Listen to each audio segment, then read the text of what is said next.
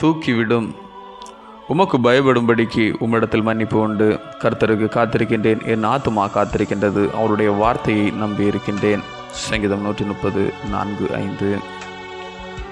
காலையிலே மழலையை தூய்மைப்படுத்தும் அம்மாவின் கரங்களை கண்டேன், புரிந்து கொண்டேன். யோவான் 13:8 நான் உன்னை கழுவ வேண்டும் என்கின்ற இயேசு பேதுருவிடம் சொன்ன வார்த்தையின் அர்த்தத்தை. சங்கீதம் 130 பாவத்தை ஆழம் என்று படிக்கின்றோம்.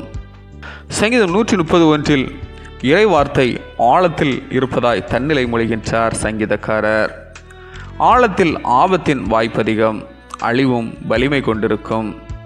அழித்திடும் ஆற்றல் அங்கு உண்டு. காத்திட துணியா மனமரலும் வலிமையும் அங்கு உண்டு. ஏறிட முயன்றும் வீழ்ந்திடும் வீழ்ச்சி நிலைகளும் உண்டு. நிரம்புதலும் நிரப்புதலும் நிகழ்வதற்கு வாய்ப்பு உண்டு. இடிதலும் இடித்தலும் நிகழலாம். திருமறைப்படி மேடுகள் இடிக்கப்பட்டு பள்ளங்கள் நிரப்பப்படுதல் நிகழும்போது இவர்தம் நிலை என்ன?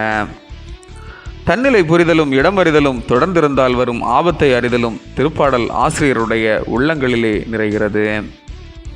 ஆழம் இயல்பென்று தொடர்ந்தால் வரும் அழிவையும் புரிகின்றார்.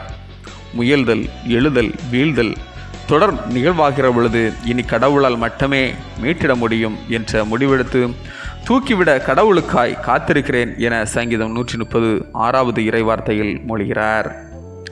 ஆழத்தில் இருக்கிறேன் என்ற அறிவும் ஒப்புக்கொள்ளுதலும் தூக்கிட கடவுளால் மட்டுமே முடியும் என்ற பற்றுறுதியும் மன்னிக்க வேண்டும் வேண்டுதலும் மீட்பின் பாதையில் நடத்துகிறது. ஆமேன். இந்த நாள் உங்களுக்கு இனிய நாளாக மலரட்டும்.